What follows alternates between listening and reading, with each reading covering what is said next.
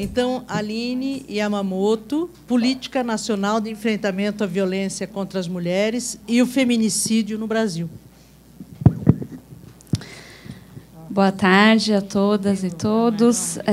Gostaria também de agradecer a Marta e a Fernanda pelo convite, pela organização desse seminário, cujo conteúdo realmente está muito enriquecedor. Eu também queria manifestar aqui minha enorme alegria de estar aqui nessa mesa com mulheres que, para mim, são uma enorme referência. Acho que a Melinha, a Jacira, são uma fonte de inspiração e de aprendizado, para mim, constante. A Fernanda é uma querida amiga com quem eu aprendo muito também. Então, estou muito contente aqui nessa atividade e queria mesmo agradecer.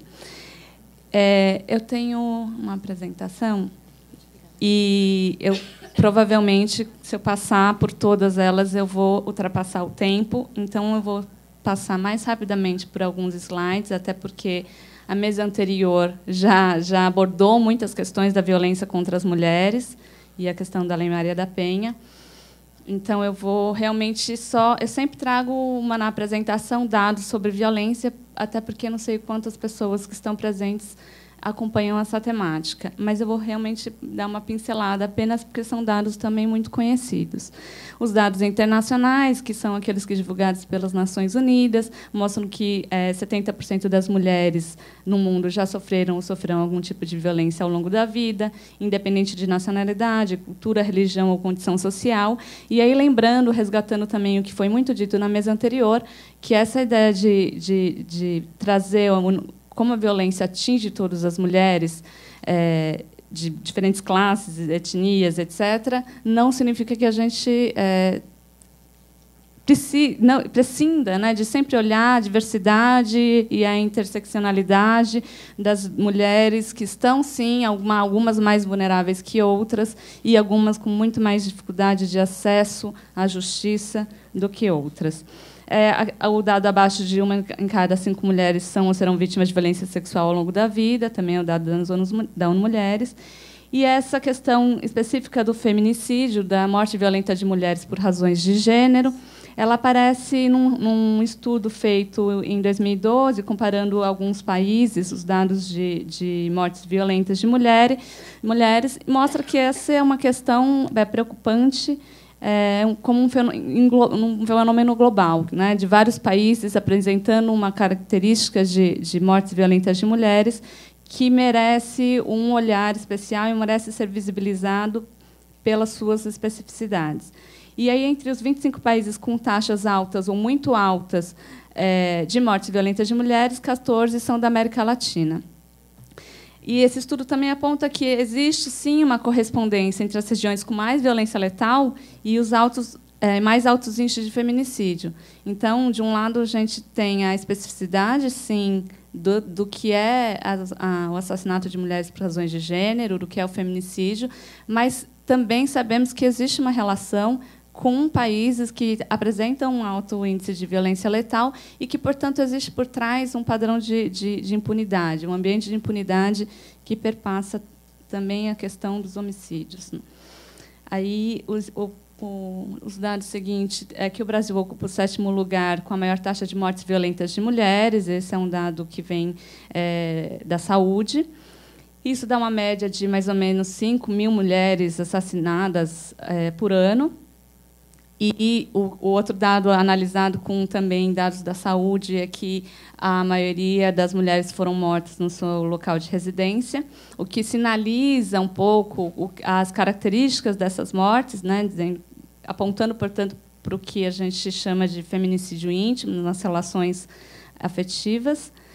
54% tinha entre 20 e 39 anos, desculpa, ou seja, mulheres jovens. E aí esse estudo também aponta que tem uma prevalência também de mulheres pardas. Esse último dado mostra também que, na última década, o número de homicídios masculinos foi de 8%, o aumento, né, de homicídios masculinos foi de 8,1%, enquanto o de mulheres aumentou o dobro, né, 17,2% na última década. E nós temos realmente, como já foi dito na mesa anterior, muito poucos dados apurados sobre qual é o fenômeno do feminicídio no Brasil. Esses são os dados que nós temos atualmente, que são de mortes violentas de mulheres.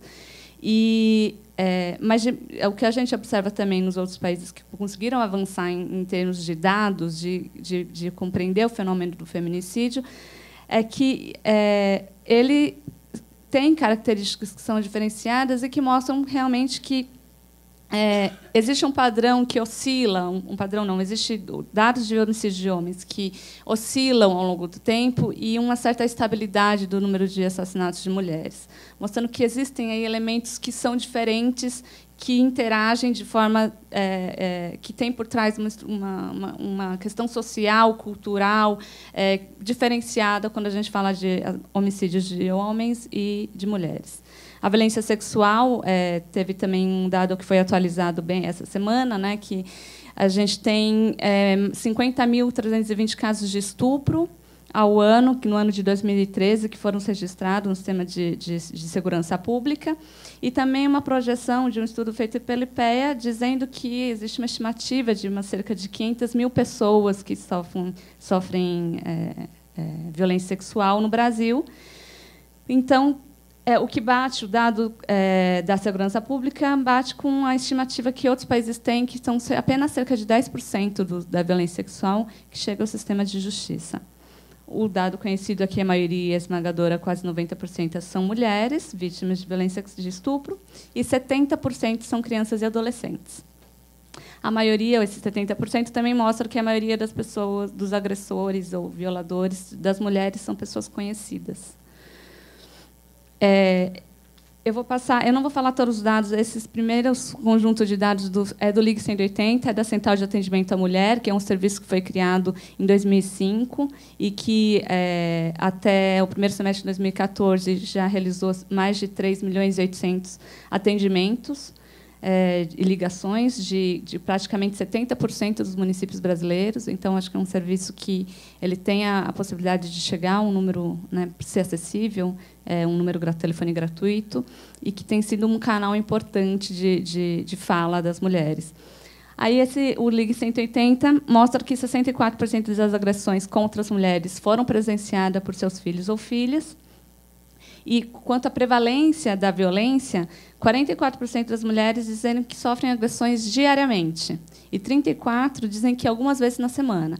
E aí, se a gente soma esses dois dados, a gente tem quase 80% das mulheres que sofrem violência algumas vezes na semana, se não diariamente. Isso é o panorama que a gente que traz o cenário da violência, que é muito quando a gente fala de tortura também, né? Um padrão sistemático de violência de diversos tipos. Um terço das mulheres que relataram estar em situação de violência, elas afirmam que sentem um risco de morte, uma ameaça de morte evidente. Pesquisas de opinião, em geral, apontam qual é a incidência da violência contra a mulher no Brasil. A gente também não temos dados que permitam, ainda não conseguimos chegar a esse Sistema Nacional de Dados que nos permitam mensurar efetivamente a violência contra a mulher no Brasil. Então, a gente tem pesquisas de opinião, que também em outros países servem muito para dar a dimensão da violência no nosso país. Então, cerca de 20% ou 30%, varia pouco esse dado, as mulheres assumem sofrer ou ter sofrido algum tipo de violência por parte de um homem. E mais da metade da população conhece alguma mulher que sofreu violência, e mais da metade conhece algum homem que já foi agressor. Eu também não. Agora, eu falei que ia passar por todos os dados e estou passando, né? Mas esse agora eu vou pular mesmo. Eu só queria trazer que essas também são várias pesquisas de opinião. Os primeiros dados são do Data Senado, de 2013. Esses dois últimos são da pesquisa que foi realizada pelo Instituto Patrícia Avon com Data Popular, e tem o do Instituto Avon. Apenas reuni esses dados porque são pesquisas que as pessoas falam sobre a Lei Maria da Penha, né? Qual a sensação de maior proteção, menor proteção, como a lei está sendo aplicada ou não. E aí só chamar atenção mesmo porque as mulheres, os dois primeiros dados que são do Data Senado, mostra que 66% das mulheres se sentem mais protegidas atendidas, mas essa percepção está mais presente entre as mais jovens, que têm ensino superior, e as que têm alta renda. Por sua vez, o dado de baixo é 80% das mulheres sabem que as leis, por si só, não são capazes de resolver o problema da violência. E o sentimento de desproteção é maior entre as negras. Então, acho que são os dados que também nos mostram que, sim, há sensações e percepções diferenciadas do fenômeno da violência e do que a lei oferece, e o que os serviços oferecem para essas mulheres, de acordo justamente com os diferentes marcadores sociais, quando a gente cruza diferentes formas de exclusão e dificuldade de acesso mesmo a direitos e a serviços. Eu acho que vou pular essa aqui, que fala um pouco... Foi a primeira pesquisa que a gente fez com foco perguntando para a sociedade sobre assassinatos de mulheres, que foi em parceria com o Instituto Patrícia Galvão e Data Popular. E o que a gente tirou muito de lição dessa pesquisa foi como a sociedade está com uma percepção muito apurada do fenômeno da violência. E isso vem muito de todas as ações políticas e campanhas que vêm sendo feitas desde a década de 70, com o movimento de mulheres falando, denunciando a situação da violência contra as mulheres, denunciando os feminicídios, embora não necessariamente trazendo essa nomenclatura, mas desde o início o movimento de mulheres tinha a questão do assassinato das mulheres como uma pauta primordial. E isso a sociedade sente isso, então sente que a mulheres têm um risco iminente realmente de se manter numa relação violenta, de que essa relação violenta termine em morte, e ao mesmo tempo um momento da separação como outro momento de muito risco para a mulher, para a vida da mulher. Então, ainda o que a gente tira é que a mensagem de domínio e controle sobre as mulheres ela está presente na sociedade. A mensagem que o feminicídio, que a morte de mulheres passa para a sociedade é que elas estão sob controle. E isso as pessoas percebem, as pessoas sentem. E esse é o nosso desafio, né? Quando a gente vê que a maioria das pessoas acham que é preciso recorrer ao sistema de segurança pública, elas também acham que, quando a mulher recorre ao sistema de segurança pública, elas estão mais expostas à morte, né? Ao risco de morte. Então, a gente precisa avançar, porque é o que a Denise Dora comentou da solidão. As mulheres ainda estão muito sozinhas. E aí, quanto tempo, mais ou menos? Tá. 10, então tá bom. Então, quando a gente fala de do conceito, né? E aí vocês devem ter observado que eu falei em feminicídio o tempo todo, mas tem as duas palavras femicídio e feminicídio, né? Ela foi primeiro cunhada como femicídio, né? Na década de 70 pela Diana Russell, no Tribunal Internacional de Crimes contra as Mulheres. E o conceito surgiu muito para denunciar e para dar visibilidade a uma forma extrema de violência contra as mulheres, que está vinculado a um contínuo de atos de violência. E que isso mostra o que está por trás desse fenômeno, né, que é a discriminação, a desigualdade sistemática contra as mulheres, e que, portanto, é preciso trazer à tona e caracterizar o que são essas mortes. E aí, ao longo do tempo, aí tem outros elementos que foram sendo agregados. O femicídio também passou a ser utilizado simplesmente como qualquer morte de uma mulher, sem necessariamente trazer essa questão da perspectiva do assassinato sexista e misógino.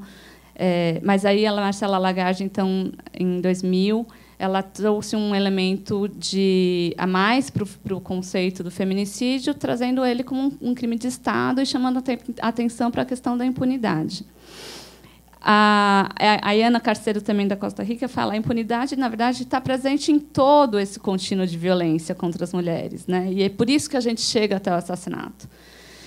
E isso tem muito a ver, toda essa discussão de femicídio e feminicídio, na década de 2000, com a questão da Ciudad Juárez e com os desaparecimentos que houve entre 300 e 400 mulheres desaparecidas em uma década na cidade Juárez, que é o caso que foi levado para a Corte Interamericana, que, em 2009, então, foi a primeira decisão da Corte que fala de assassinato de mulheres por razões de gênero.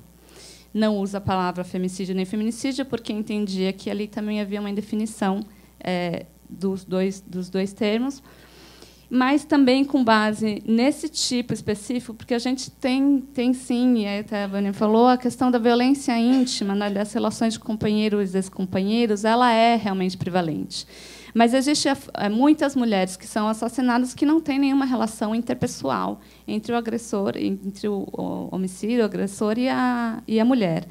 E aí Rita Segato também, olhando para esse fenômeno, ela trouxe um novo conceito que é do femigenocídio, olhando justamente para esses casos de mortes sistemáticas de mulheres em que não há uma relação interpessoal e a importância de olhar também para esses assassinatos, essas mortes, né?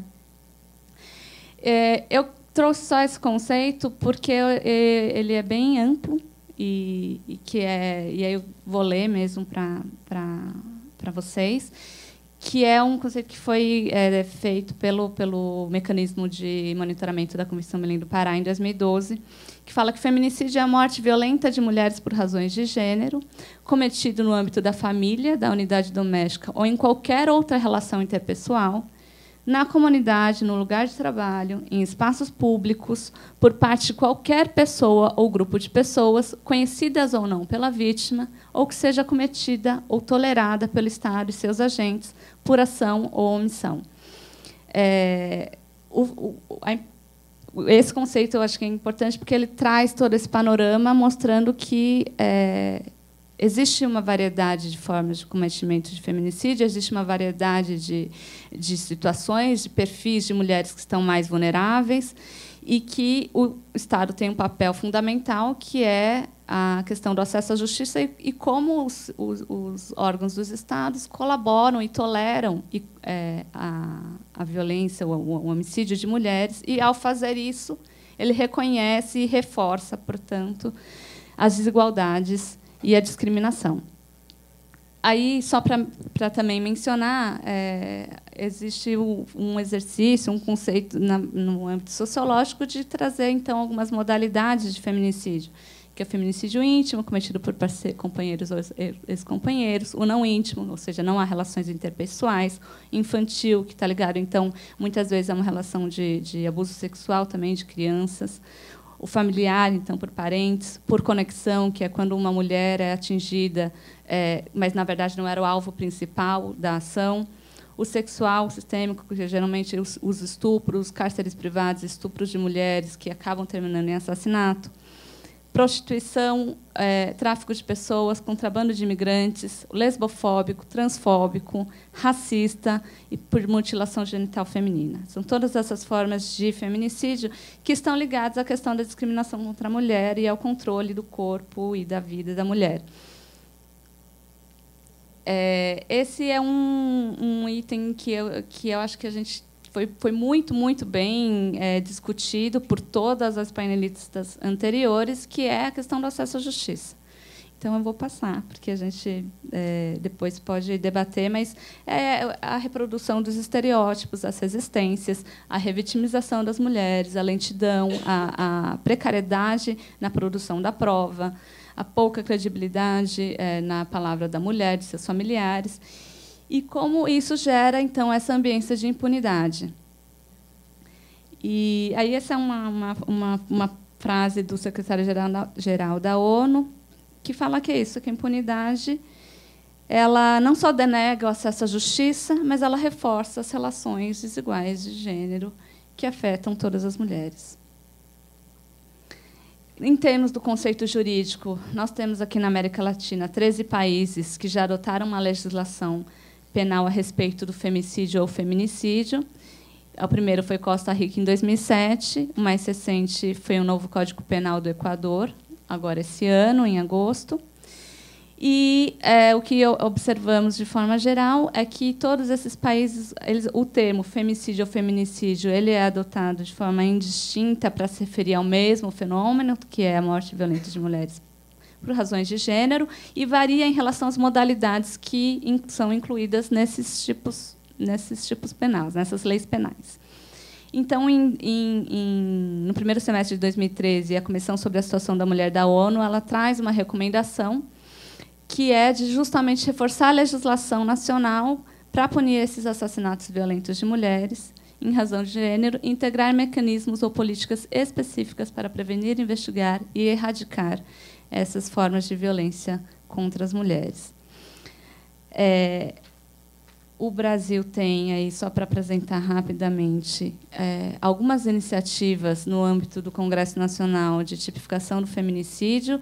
Eu trouxe aqui apenas o PLS 292, que foi o originário da CPMI sobre violência contra as mulheres, que a Carmen apresentou anteriormente, e que é o que a gente tem mais trabalhado em termos de articulação do governo com o Congresso, porque entendemos que é o mais adequado dentro dos demais que estão tramitando no Congresso Nacional.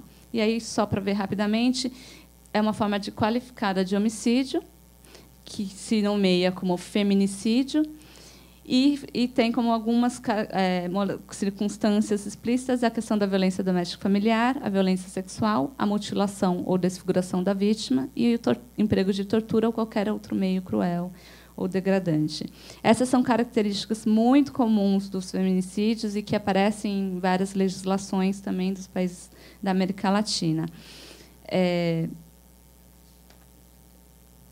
Aqui, em termos da política de enfrentamento à violência, eu trouxe alguns marcos históricos. Então, a gente tem a criação do Conselho Nacional de Direitos das Mulheres, da primeira delegacia especializada, em 1985, fruto justamente do movimento de mulheres e feministas que vinham sempre denunciando a questão da violência contra as mulheres e dos assassinatos. A SPM, que foi criada em 2003, em 2004, a primeira Conferência Nacional de Política para as Mulheres, que foi construído o primeiro Plano Nacional de Política para as Mulheres. Desde então, a gente realizou mais 2 conferências, temos mais 2 planos. E, em 2015, agora, será a 4ª Conferência Nacional de Política para as Mulheres. Foi a Central de Atendimento à Mulher, criada em 2005. A Lei Maria da Penha é de 2006. A gente tem, em 2007, o Pacto Nacional de Enfrentamento à Violência contra as Mulheres, que é uma estratégia de gestão para descentralizar a política e que conta, portanto, com ações de adesão de estados e municípios que trazem as suas propostas dentro do que prevê o pacto para implementar a política de enfrentamento à violência contra as mulheres. Em 2012, a campanha Compromisso e Atitude pela Lei Maria da Penha. E, em 2013, que eu vou falar bem rapidamente também, em 2013, o lançamento do programa Mulher Viver Sem Violência. Esse programa foi lançado pela presidenta em março do ano passado como uma estratégia de consolidação do pacto. Então, ele está alinhado a todos os eixos do pacto com um objetivo crucial da atenção integral às mulheres, da superação das rotas críticas das mulheres pelos serviços, da ampliação da rede, considerando a dificuldade de acesso justamente de algumas mulheres às políticas e aos serviços especializados, que está, então, em plena implementação, processo de implementação. É isso que eu falei da política e do pacto. Esses são os eixos do pacto. Para quem não conhece, tem a questão da implementação da Lei Maria da Penha, ampliação da rede de serviços, a garantia da segurança cidadã e acesso à justiça, os direitos sexuais e reprodutivos e a garantia da autonomia das mulheres em situação de violência. A Compromisso e Atitude veio em 2012 justamente para unir os esforços do Poder Executivo com a Justiça, todos os atores do sistema de justiça, para a gente criar estratégias efetivas de mobilização, engajamento e de aplicação da Lei Maria da Penha de forma exemplar, mostrando também qual é o papel de cada um desses atores e mostrando para a sociedade como a Justiça deve atuar e pode atuar nos casos da violência contra as mulheres. Uma característica que a gente tem ao criar a Lei Maria da Penha, quando cria um sistema especializado, a gente criou, portanto, um grupo de magistrados e magistradas, juízes e juízas, promotores e promotoras, defensoras, que dialogam muito proximamente com os órgãos do Executivo e que são os atuantes na aplicação da Lei Maria da Penha.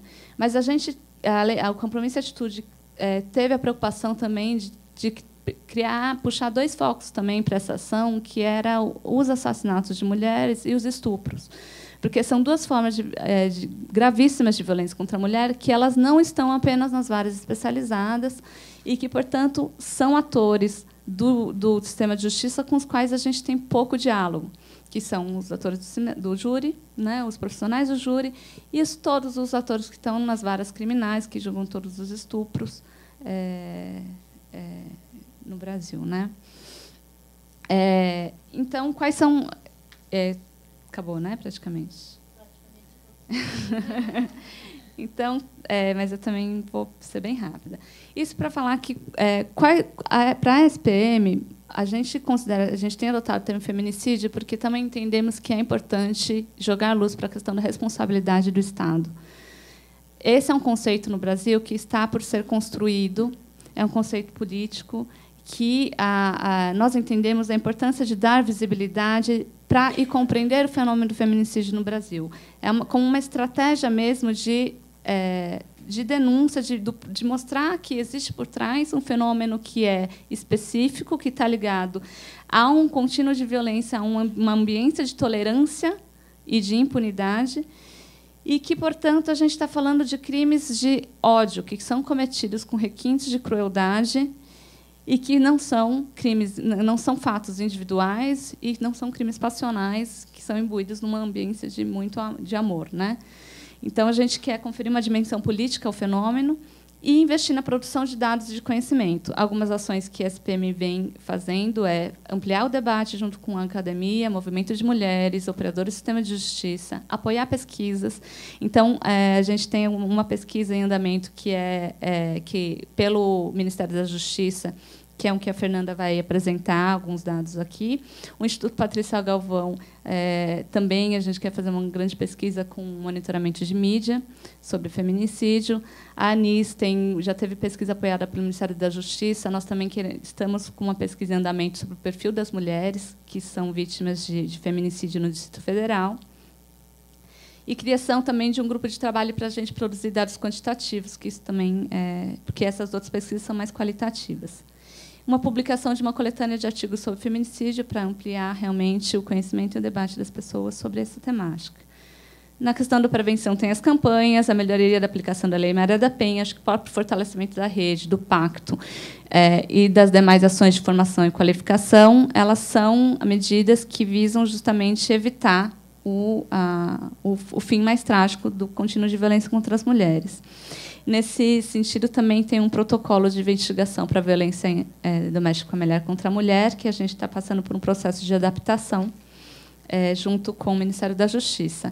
Na questão da investigação e sanção, a gente vê como alguns eixos importantes a adequação legislativa. Então, para a Secretaria de Política para as Mulheres, a tipificação do feminicídio é uma estratégia importante e válida, ainda que com um olhar sempre crítico sobre a questão do direito penal, que é essa mesma crítica que a gente tem ouvido aqui, desde a primeira mesa sobre aborto até essa que a gente acabou de falar sobre violência contra as mulheres. A questão da inclusão da perspectiva de gênero na investigação. Então, está em andamento a adaptação do modelo de protocolo latino-americano de investigação de mortes violentas de mulheres por razões de gênero, que é um documento elaborado pela ONU Mulheres e pelo Alto Comissariado das Nações Unidas